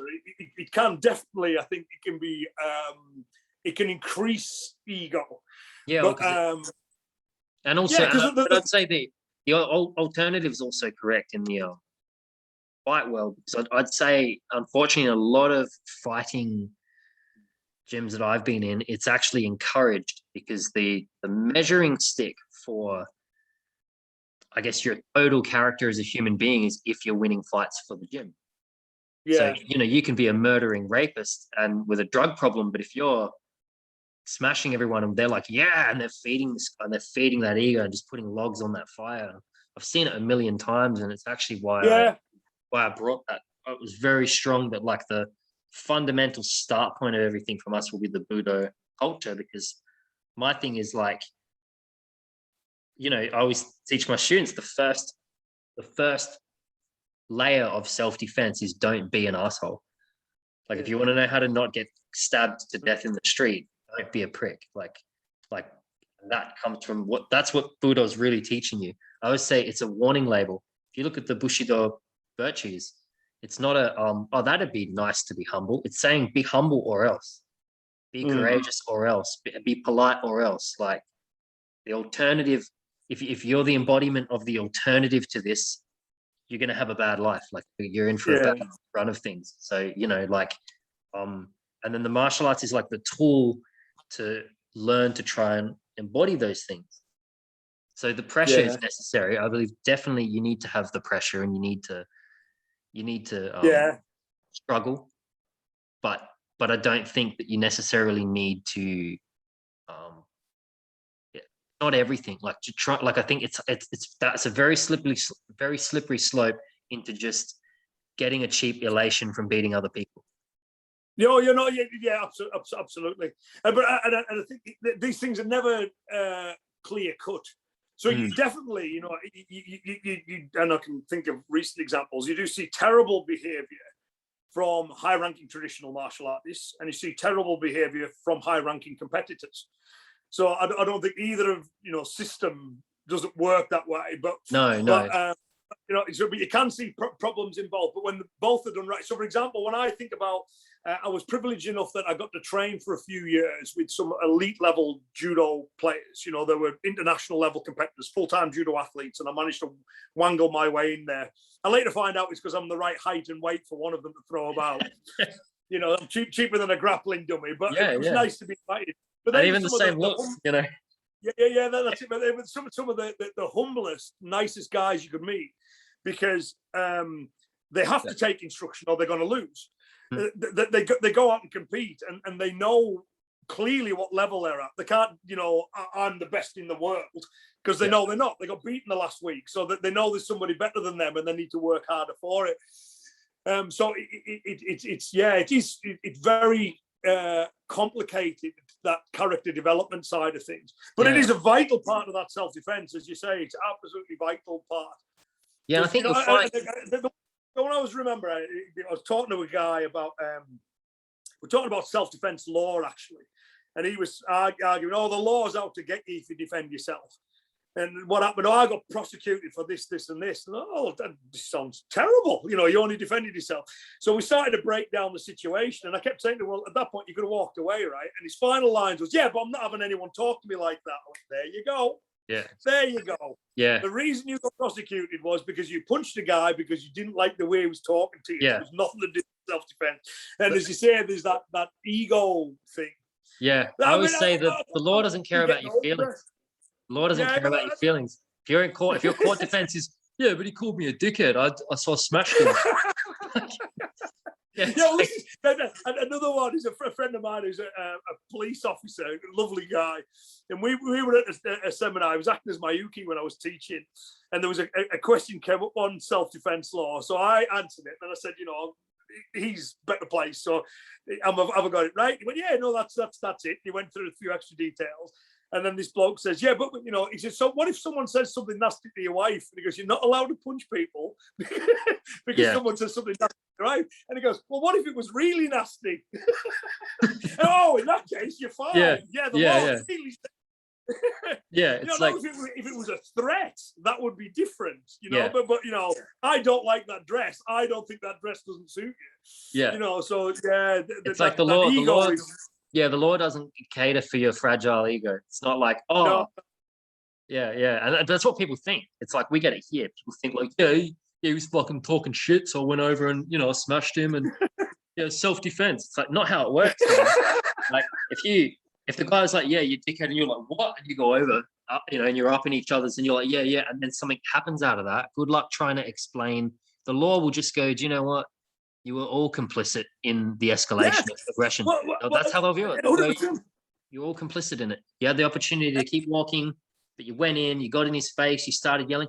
At that point, it really doesn't matter who throws the first punch. It's like you both consent to that. Yeah. And this is another thing I think people don't realize is just, you know, martial arts sometimes are more arrogant. They go, oh, well, we're martial artists. We're 100%. 100%. Yeah, but these criminals, oh, they don't know anything. But they're expert criminals. Yes. And they'll lie. And what a criminal, a smart one would do, you know, is right. Okay, I've decided. Say someone, you know, I've decided I don't like this person. I want to hurt this person. If I walk up to that person and start beating on him, I'm clearly wrong in the eyes of the law. So to help me beat up this person and to give me plausible deniability, I will provoke them until they join me outside of the law. You know, so it's a tactic that can be used. You know what I mean? So that, you know, and a big part of that self-defense is not allow them to drag you into that point of illegality. And if you have to act, you know, assume that they're going to lie. Assume that they're going to screw you. Their story is going to be. We used to always like joke about this and say that, you know, they're essentially going to say that you tried to rape and eat them, like. And we used to say on like Hindley Street, which is sort of the main red light strip, would go like, you know, because everyone out there that's out on a Saturday night on Hindley Street is just there feeding orphans and praying, and they'll go to court and they'll be like, so I was just praying and feeding these homeless children when these bouncers for no reason at all just attacked me, and their girlfriend will go, yep, that's what happened. And the first time it happens to you, you're sitting there going, this guy smashed a glass and tried to stab me with it. I just won. And that's their version. And they'll go to court and they'll like, I had a student nearly go down for breaking up he should have known better, but for breaking up a domestic. And the guy's literally pounding his woman's head in, and all he did was run over and hip and shoulder him. And the guy got embarrassed. So the guy went to court to try and get him for assault. And she's sitting there, face caved in, going, yeah, no, he just ran up and attacked my boyfriend for no reason. It's like, you go that far, go all the way to court to try and get their petty little revenge. That's who you're dealing with. So my thing is like, don't whinge to me that like, oh yeah, but they cheated or that was cheap or they're they are cowards. That's what makes them dangerous. I don't know if you've in the UK, I don't know if you've seen the guy Lee Morris. Good guy. Yeah. So I've been trying to get a hold of him to have this kind of chat because I love what he says, and he said it beautifully. He's like, you know, they are the apex predator of the street environment. Like the untrained criminal. The untrained criminal kills more like world-class heavyweight champion UFC fighters than any other. Well, like the untrained criminal kills more humans than anyone else on planet Earth. They're that's why I hate that word. the shark in the water. Because the martial artist hears the word untrained and thinks it's unskilled. Yeah, we're trained, so we're better than them. Yeah, no. The one I've got it going into their habitat. Now, yeah, but absolutely, I've got a friend. I'll finish a point for you real quick, because I had a friend say to me, they were trying to articulate, we were trying to work out what exactly I'm showing people, because one of my friends came to visit me while I was on shift a while ago, and we worked it out, and he goes, you're basically one of those, you know, like that Steve Irwin crocodile hunter, like wildlife expert, but in the human street environment. Yeah. After a decade of it, I can tell you that's poisonous, that's edible. You know, there's tracks, there's a watering hole nearby, there's predators, and I kind of realized for self, that's sort of what you're teaching people, right? At the end of the day, what you want to teach them is like, you're like, if you went camping, you're going in, when you go out to the pub, you're going into an environment that has its own native species, its own ecosystem, and they live there, and there's predators, and it's your responsibility to understand. It's like, okay, what can I kill and eat? What's going to eat me? Where can I find shelter? Where can I find water? Like, you need to know that shit. You're in their like home when you do that, you know, like you're where these criminals and stuff live and exist. It's like you're entering their world. And really the same way that if I went out into Britain and decided I'm just going to go off into the woods with no understanding of the countryside, the likelihood that whether the weather or some form of animal species kills me is going to be really high. And generally, probably what you would do, exactly what I've seen over the years with professional fighters that decided to do some bouncing, is that they or whatever, they basically do almost exactly all of the wrong things. Like, because every instinct that they have, and at every turn, every decision they make is exactly the wrong decision. It's almost purely counterintuitive to everything that they think. I'm trying to win a fight. Yeah. And it's like, no, this is a different species, man. This is a, you know, you might be a shark in the water, but you got to grow some legs, and you know, like this is a different environment. These guys are like, they'll set you up, they'll hit you in the back of the head. Yeah, and so you've got to be looking for that. You've got to be going like, you know, I'm talking to you, and then I'm like, here he comes, this prick, nice try. Sometimes it's all it is. And meet their eyes. Yeah, I know what you're thinking. They'll look away. Cool. He's neutralized, back to talking to you. But if I'm just like, come on then, and I'm here, and a lot of them don't like hearing it. But I'd say that if someone asked me, all the boxers, kickboxers, MMA, you name it, like 8 champions and stuff, all got hospitalized. They all fell victim to the same thing, where they laser beam focused on one person in a street environment, and they got blindsided. And that's all it is. It's not that they didn't have tools. It's not that they couldn't fight. No, 100%. Yeah, they just laser beamed in on one guy, and you know, 3 seconds in, bang. There's a video online where it's an old one where they take at the time with some elite level UFC fighters, Dana White's with them, and they do some I forget which military unit it is, but they play a game with this military unit. They're going through their combatives training, and one of the games, I remember the game was called Last of the Mohicans, and what they have to do is they have to walk through the woods, and there's people lying in wait for them. And so on one of them, so there's 2 of these UFC fighters, they walk into the woods. They spot, you know, they've got wooden weapons and all that kind of stuff. They spot one of the military guys. He runs over, gets a good clinch on him and starts putting knees on him. Well, this other guy just pops up and pretends to bayonet him repeatedly in the back. You know, so then clips, you know, to him, and he goes, that didn't go well. And none of them lasted more than a minute. And because in their context, what they need to be able to do is go, I'm only going to focus on this thing. I don't care about the crowd. I don't care about the noise. I don't care about, you know, the TV cameras or anything. I've got to focus on this guy. But then you've got these people facing a group of individuals who are used to working as a team, just as criminals off. So and then they struggle with it because they have that one-on-one mindset in an environment where it doesn't function. One organism. like a group of, I teach my guys, you got to think a group threat is one threat. Like it's a whole thing. It's not like, oh, that guy. And then like, so one of the things you also see from the sport guys is they think that, like they can deal with every threat one at a time. Like I'll get back to you, him, then him, then, and it's like, no, it's one. It's one. It's like got to be treated as one organism. Like, if you want to deal with it, because the other point that I make to people that I'm sure you've had these conversations with Jeff and stuff like that is like some of the most crazy efficient individuals I worked with in the old days when it was hardcore and there wasn't a lot of CCTV footage and things that tamed it a bit, had zero training. And I watched these guys take on groups of 5 on their own, rip weapons off people, and they had no martial arts training at all.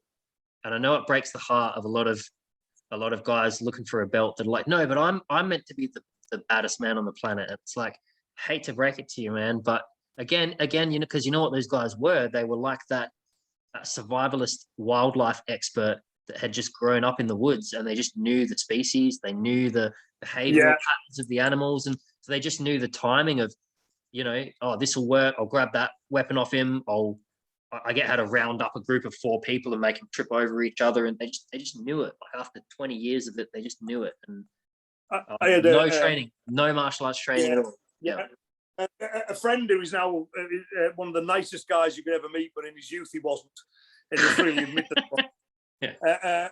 But he again, fairly rough upbringing, but we were talking about this, and he was one of these guys that had to have a fight Thursday night, Friday night, Saturday night, Sunday night when he was out drinking, otherwise it wasn't a good night out.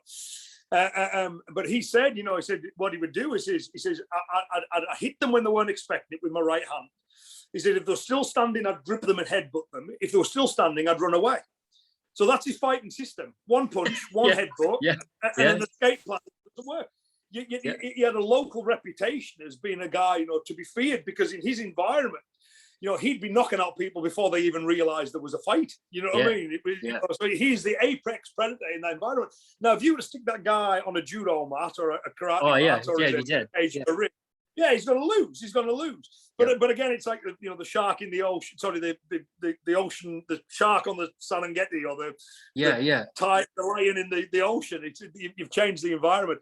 I'm going to have to shoot in about 10 minutes because I've got an appointment. If that's okay, I've really enjoyed this conversation, bro. Yeah, I'd love to do it again. I'd love to do it again. And I feel like there's still so much more we could talk about. I think it's easy. When I've spoken to some people from the US, I think the cultural difference is difficult because it's different laws and different things. That firearms are much more of a factor. Whereas I think, and given that the US is where a lot of this sort of conversation tends to be like that sort of community, and a lot of the fight community, a lot of what I've been trying to do with the podcasts and stuff is just sort of get basically what we were just talking about. Well, get the sort of message of like, don't discount traditional martial arts and their applicableness to self-defense. I mean, I could say, like, hand on my heart, over the years, I've seen more traditionalists thrive in security and street violence than the opposite, overwhelmingly. Because again, those abstract tools are like more of a square peg in a square hole. When you're in an actual combative environment, where all of a sudden the things the context that they were intended to deal with is there. It goes, whereas what I would find with a lot of the sports stuff is that it'd be a square peg in a round hole, and when the context is completely different, it's like, I often say to people, hey, maybe you can take some of those things and use them, but they're not optimal. Like, they're not designed for that. And each to their own. Like I said, vice versa, I've seen guys who zero martial arts training and are incredible at dealing with criminal violence. So it's understanding and I guess educating people on the differences between, violence, fighting, dueling. Like, I think an analogy you'd probably like is, I said to a friend, and my MMA friends, they agree completely. I said it's modern day jousting. We have the jousting contest, Tawny Knight in the armor, and they load up and they they gallop in and they joust. But it's worth noting that, like, whilst the joust is the core skill of the cavalry charge, it's not battlefield. So, and I said, so the equivalent is when the knight is on the road and, some brigands come out to attack him. Or he goes onto the battlefield, he begins his cavalry charge, his joust, and he's brilliant at that. He'll murder them. But what happens is the rogue puts a blade in his horse, and when he falls off it, they drown him in the mud. And all while he's drowning in the mud and dying, he's going, well, that wasn't fair.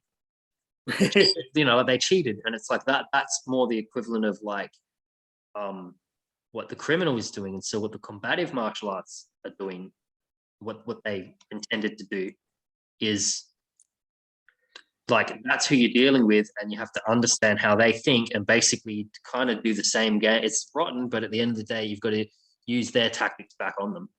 So preempt them, set them up, use conversation to disarm them, set them up, and then preemptively attack them. And while they're sitting there going, "Oh, that was bullshit," and you're like, "Yeah, take that." Like, basically, Don't try and stab me or take my wallet then, and and we're cool. But line from Game of Thrones, I don't know if you've seen it, where Brock defeats this knight. His son Brock fights dirty, and the Queen shouts at him, and she goes, "You fight with no honor," and he points to the dead guy, goes, "I know he did." Yeah, exactly. Yeah, and that's it's a bitter pill for people to swallow, but it's like, in terms of, like, defending, it is the only game in town. Like, if you're not doing it, you're crazy. If you're not doing it, you're at a massive disadvantage. Like, and the morality is different as well, because the criminal is using those skills to do wrong, and you're using effectively the same tools to do good. So the kind of that violence is neutral. It's the ends it's put to that determine whether it's a moral or an amoral action. But you just, whether it works or not isn't a moral question. It does work, you know what I mean? And then you just need to make sure it's put towards moral ends. Yeah.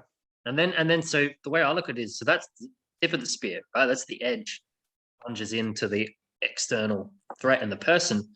But as we move back into the spear, that's when you get into your karate or your Hapkido, and you get into all the support system that comes behind all that. Just becomes how you develop yourself, how you maintain your health and your physical movement, your mechanical alignments, your mental well-being.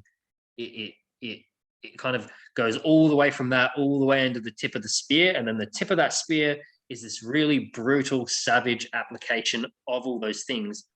But all of those things are not inherently the tip of the spear, and the tip of the spear is not inherently all of those things. Yeah, no, it's a really good analogy. So I've always said, for me, I want martial arts have to be life-preserving and life-enhancing. So they have to be life-preserving, is in protect me from violence, but also good for my health, you know, and then they have to be life-enhancing. They have to make my life better. I don't want to spend, decades and decades training on the off chance of someone trying to stab me. Yeah. I always say, if you're a martial artist at 100 years old, he's sitting on his deathbed going, well, that was a complete waste of time. Yeah, exactly, right? And you've got to get some enjoyment out of it as well. And you also don't want CTE, when you're 40, because, you thought you just exchange blows in each, like, you wanted to show a few girls how tough you were, and, get all the pretty smacked out of your face, Yeah, well, my views on that have changed as I've got older. So when I was younger, I didn't train in it wasn't a healthy way. it wasn't even the most productive way. But now, as you kind of, like I always say, when I was younger, my body was my enemy. Yeah. I don't want to do this. Tough. We're going to do it. And now it's coming. Let's talk. Yeah. Let's have this negotiation and make it work. Yeah. But I've got to shoot, because I promised my dad I'd run a couple of errands for him as well. But this has been really good. Yeah, we have to arrange to do this again. Yeah, it'd be great. Yeah. Oh, thanks heaps for the chat. Thank you so much for making time to do it. Invite me on. I really appreciate it. Yeah, it's been great. Great to meet you. It's always great to talk martial arts with a fellow martial artist. So this has been, your evening, Awesome. my morning. I've really enjoyed it. Awesome. Thank you. You too. No problem. I'll All speak to you soon. Take Thanks care. a lot, Bye-bye Ian. now. Awesome. Cheers. Bye-bye. Bye.